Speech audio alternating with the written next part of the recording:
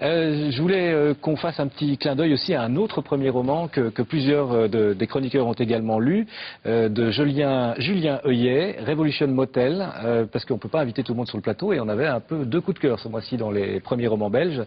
Révolution Motel qui est un premier roman de Julien Heuillet qui a travaillé dans le monde de l'édition, que nous avons croisé d'ailleurs parfois sur les plateaux de cette émission et qui est vraiment étonnant. Hein, Gorian, vous l'avez lu? Oui, moi il y a deux choses qui m'ont étonné. Il y a d'abord surtout le narrateur qui est extraordinaire. Le narrateur, il est fantastique.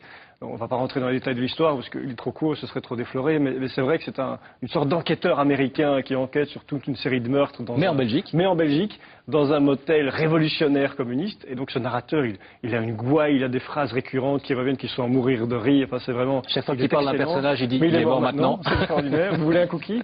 Et l'autre chose aussi, c'est que l'histoire est... Enfin, en tout cas, l'autre chose qui m'a beaucoup plu, c'est que l'histoire est basée sur la retranscription de caméras de surveillance. Donc on voit par les yeux du narrateur qui regarde des images, qu'il montre à des témoins. Et je trouvais ça particulièrement original, très réussi. Dont font partie, par exemple, les proches, enfin voilà. même la mère de la personne dont on parle depuis le début.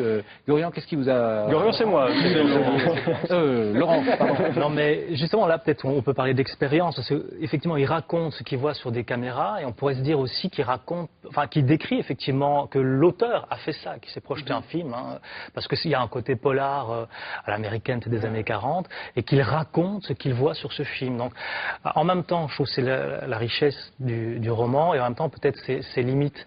L'histoire avance toujours, on a l'impression qu'il commence par la fin d'ailleurs, elle ne cesse d'avancer sans réellement résoudre les tenants et les aboutissants, je trouve. Mais c'est vrai que c'est... À lire en tout cas. J'ai l'impression que c'est une tradition très belge aussi, peut-être à retrouver du côté de Gunzig et compagnie.